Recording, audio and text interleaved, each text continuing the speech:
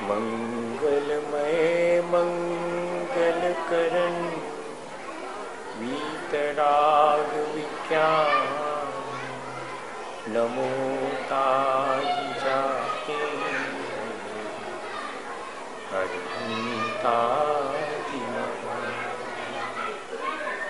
जो विद्यादि सागर सुधी जो विद्यादि सागर सुधी गुरु हैं हितैषी शुद्धात्म में निरत नित्य हितोपदेशी वे पाप ग्रीष्म ऋतु में जल हैं सयाने पूजूंगे सतत केवल ज्ञान पाने पूजूंगे सतत केवल ज्ञान पाने। महावीर भगवान की, आचार्य कुंद स्वामी की, आचार्य गुरु और विद्यासागर मुनि महाराज।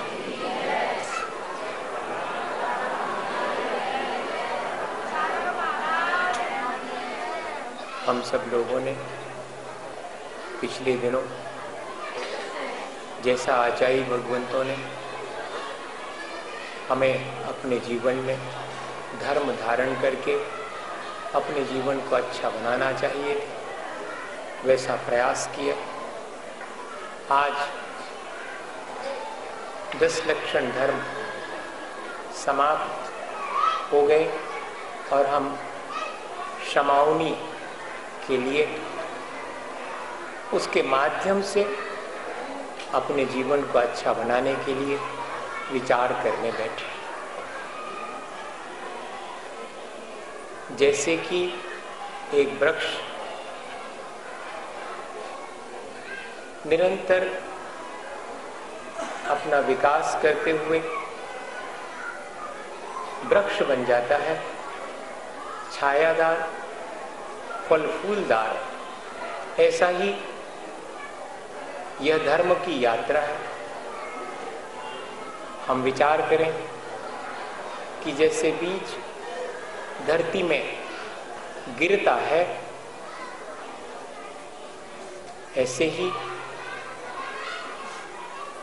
सच्चे देवगुरु शास्त्र के चरणों में हम झुक करके प्राणी मात्र के प्रति क्षमा भाव धारण करके पृथ्वी के समान, जैसे पृथ्वी क्षमावान है, कितना भी रौंदो कुचलो खोदो मलमूत्र इत्यादि का विसर्जन करो, लेकिन पृथ्वी सब सहन करती है और क्षमा भाव धारण करती है।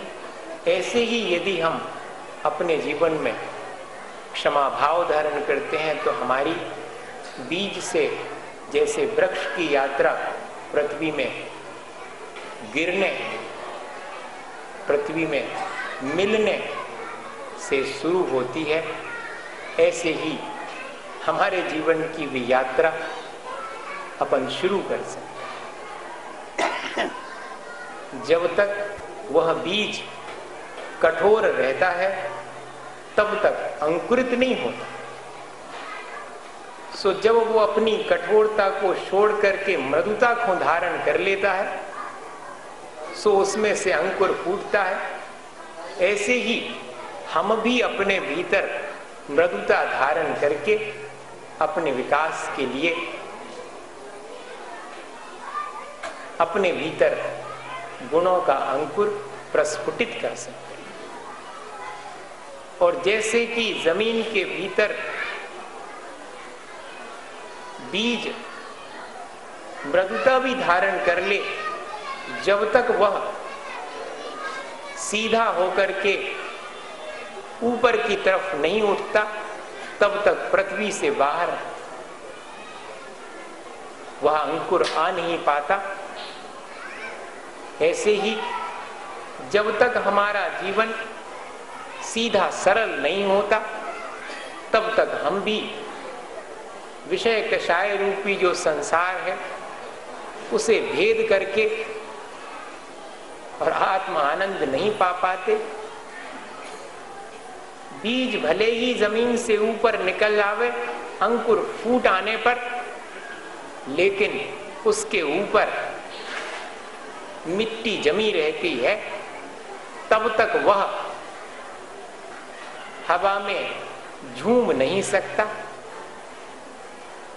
सो जैसे अंकुर पर से बीज और मिट्टी दोनों जब हटें तब उसकी पत्तियां हवा में लहला सकती हैं, ऐसे ही अपने जीवन में जब आसक्ति घटे, लोभ कमती हो, तो अपन अपने जीवन को अच्छा बना सकते।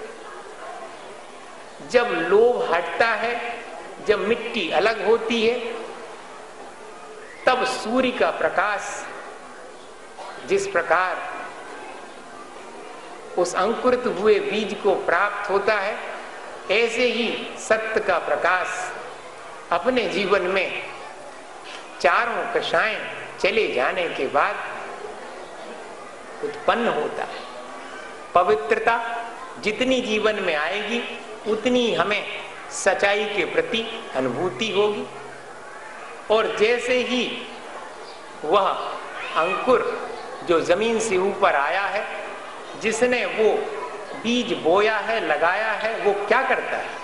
उस अंकुर को जानवर आकर के पैर रखने से उनके कुचल ना जावे, उसकी रक्षा के लिए चारों तरफ उसके इंतजाम कर देता है, बाड़ी बना देता है। सो ऐसे ही जिसके जीवन में सत्य का प्रकाश हो गया, वो अपने जीवन को अनुशासित कर लेता है, मर्यादित कर लेता है, उस सत्य के सुरक्षा के लिए कि मेरे भीतर संयम धारण करूंगा, अनुशासित अपने जीवन को जीऊंगा, तो ही जीवन की सच्चाई मेरे भीतर हमेशा बनी रह सकेगी।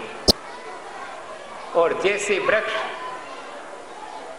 धीरे धीरे उस बाड़ी के घिर जाने पर नष्ट होने से बच जाता है और ऊंचा उठता है, क्या करता है? चाहे सर्दी होवे, चाहे गर्मी होवे, चाहे बरसात हो, हर स्थिति में निरंतर ऊंचा उठता जाता है, सब सहन करता है। ऐसे ही यदि हम परिचय और उपसर्ग को सहन करके तपस्या को धारण करते हैं, तो हमारे जीवन में ऊंचाई आना शुरू हो। और जब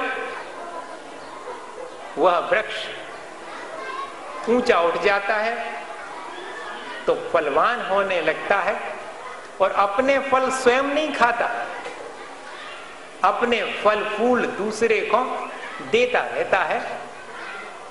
सो यह जो फल फूल का त्याग करने का भाव उसके भीतर है, ऐसे ही हमने जो कुछ भी संचित किया है वो सबके परोपकार के लिए हम भी देना शुरू कर देवें, तो त्याग धर्म हमारे जीवन में भी अच्छा बनाने के लिए अपने जीवन में आ सकता है।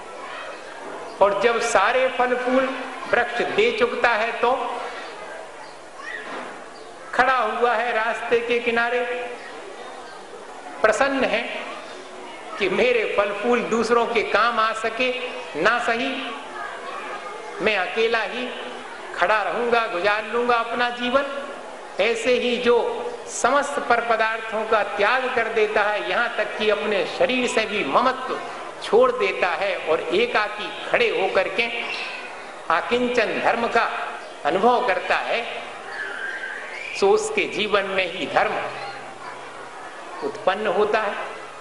और जैसे कि वह वृक्ष आकाश में लहलाता रहता है और कोई भी आ जावे उस वृक्ष के नीचे, बड़ा होवे, छोटा होवे, बच्चा होवे,